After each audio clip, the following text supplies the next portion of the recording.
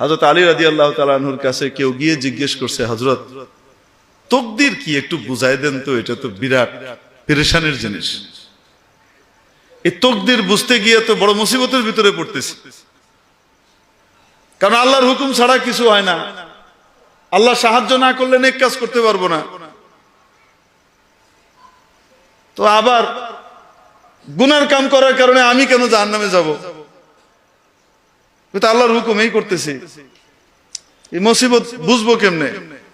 হযরত আলী রাদিয়াল্লাহু তাআলা তাকে প্রথমে বললেন, বাহরুন আমিকুন লা তারিজহু, তাকদীর এমন এক গভীর সাগর, তল খুঁজে পাবা না, ডুব দিও না।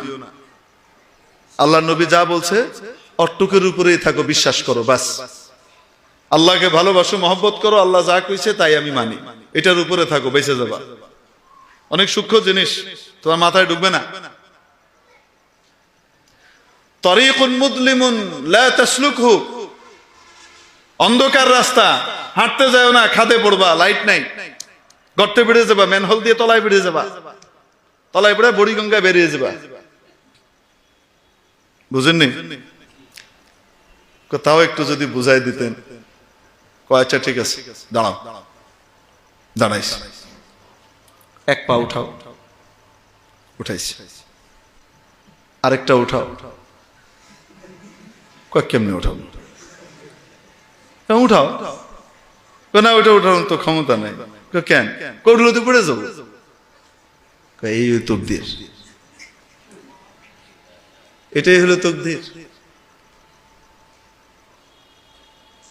আল্লাহ তাবারাক ওয়া তাআলা বান্দিকে জান্নাতের রাস্তা জাহান্নামের রাস্তা পরিষ্কার করে দেখিয়ে দিয়েছেন, সাফ দেখিয়ে দিয়েছেন, ক্ষমতা দিয়ে দিয়েছেন, এখতিয়ার আর নির্বাচনের ক্ষমতা দিয়ে দিয়েছেন। তুমি যেটা ইচ্ছা নির্বাচন করতে পারো, তোমাকে এখতিয়ার দিয়ে দিলাম, তবে তুমি কি করবা এটা আমার জানা আছে, আমি তোমাকে বাধ্য করছি না। এখতিয়ার দিয়ে দিয়েছেন, ক্ষমতা দিয়েছেন। কিন্তু আবার মাঝে মাঝে নিজের কেন্দ্রীয় ক্ষমতাও প্রয়োগ করেন। বান্দা, তুমি যদি নেক কাজ করতে চাও, আমি তোমাকে হেল্প করব, আমার হেল্প ছাড়া তুমি পারবা না। আর যদি তুমি মন্দ কাজ করতে চাও, আমার ক্ষমতা আছে বাধা দেওয়ার, কিন্তু আমি বাধা দিব না। কারণ পরীক্ষার হল, তুমি উল্টা লিখতেছো, পরীক্ষক বলবে না উল্টা কেন লেখো, বলেন না কেন, তোমার এখতিয়ার। কিন্তু আল্লাহ তাবারাক ওয়া তাআলা ক্ষমতা রাখেন কি রাখেন না? বাধা দেওয়ার ক্ষমতা রাখেন কি রাখেন না? মাঝে মাঝে এটা প্রয়োগ করে দেখান যে আমি ক্ষমতা রাখি। বান্দা গুনাহের জন্য সর্বোচ্চ চেষ্টা করে সে সবকিছু রেডি করে তৈরি করে রেখেছে, আল্লাহ তাআলা চাচ্ছেন সে যেন গুনাহটা না করে। আল্লাহ তাআলা তার কুদরতি ক্ষমতা খাটান, তার ইচ্ছা ফেলিওর হয় এবং সে গুনাহটা করতে পারে না।